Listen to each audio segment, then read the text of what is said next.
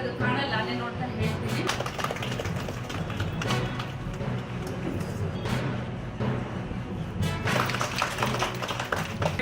ಸಾಕ್ಷ್ಯಾಧಾರಗಳಿವೆ, ನಿದರ್ಶನಗಳಿವೆ, ಉದಾಹರಣೆಗಳಿವೆ. ಇದಕ್ಕೆ ನಮ್ಮ ಚಿತ್ರದುರ್ಗದ ಹೆಣ್ಣು ಮಕ್ಕಳು ಎಜುಕೇಶನ್ ಮಹಿಳೆಯರಿಗೆ ಮೇಡಮ್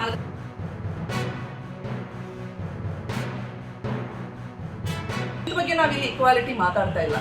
ನಾವ್ ಏನ್ ಮಾತಾಡ್ತಾ ಇದ್ದೀವಿ ಅಂತಂದ್ರೆ ಮೆಂಟಲ್ ಸ್ಟ್ರೆಂತ್ ಬಗ್ಗೆ ಮಾತಾಡ್ತಾ ಇದ್ದೀವಿ. Mentally she may be very strong. ಆ ಕಾರಣಕ್ಕೆ ಹೇಳೋದು ಅವರು ಈಕ್ವಲ್ ಇದ್ದಾರೆ, ಅವ್ರಿಗೂ ಈಕ್ವಲ್ ವೇಜಸ್ ಕೊಡ್ಬೇಕು, ಅವ್ರಿಗೂ ಎಲ್ಲ ಈಕ್ವಲ್ ರೈಟ್ಸ್ ಕೊಡ್ಬೇಕು ಅನ್ನೋ ಕಾರಣಕ್ಕೆ ಅವ್ರನ್ನ ತಗೊಂಡ್ ಬಂದಿದ್ದೀವಿ. ಅವ್ರನ್ನ ಕೆಳಗಡೆ ಇದ್ದವ್ರನ್ನ ಮೇಲೆ ತರಬೇಕು ಅನ್ನೋ ಕಾರಣಕ್ಕೆ ಎಲ್ಲಾ ಫೀಲ್ಡ್ ಅಲ್ಲೂ ಇರಬೇಕು, ಎಲ್ಲಾ ಕಡೆ ಇರಬೇಕು. ಇವಾಗ ಮುಂಚೆ ಆರ್ಮಿಯಲ್ಲಿ ಇರಲಿಲ್ಲ, ಇವಾಗ ಆರ್ಮಿಯಲ್ಲೂ ಕೊಟ್ರ. ಮುಂಚೆ NDA ಅಲ್ಲಿ ಅವಕಾಶಗಳಿರ್ಲಿಲ್ಲ ಹೆಣ್ಮಕ್ಳಿಗೆ, ಇವಾಗ ಅಲ್ಲಿನೂ 2 ಸೀಟ್ ಮಾಡ್ಬಿಟ್ರ. ಬರೀ ಗಂಡು ಮಕ್ಳಿಗೆಲ್ಲ ಹೆಣ್ಮಕ್ಳಿಗೂ ಸೀಟ್ ಮಾಡ್ಬೇಕು. ಯಾವ ಕಾರಣಕ್ಕೆ?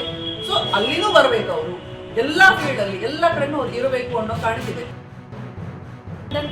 ಆ ಬೇಸಿಸ್ ಮೇಲೆ ಏನಾಯ್ತು ಅಂದ್ರೆ ಇದನ್ನ ನೋಡಲ್ ಡಿಪಾರ್ಟ್ಮೆಂಟ್ ಆಗಿ ಏನ್ ಮಾಡಿದ್ರು, ನಮ್ಮ ಮಹಿಳಾ ಮತ್ತು ಮಕ್ಕಳ ಅಭಿವೃದ್ಧಿ ಇಲಾಖೆಗೆ ಕೊಟ್ಟರು. ಡಿಸ್ಟಿಕ್ ಅಲ್ಲಿ ಅಂತ ಬಂದಾಗ ನಮ್ಮ ಮಾನ್ಯ ಜಿಲ್ಲಾಧಿಕಾರಿಗಳು ನೋಡಲ್ ಆಫೀಸರ್ ಆಗಿರ್ತಾರೆ.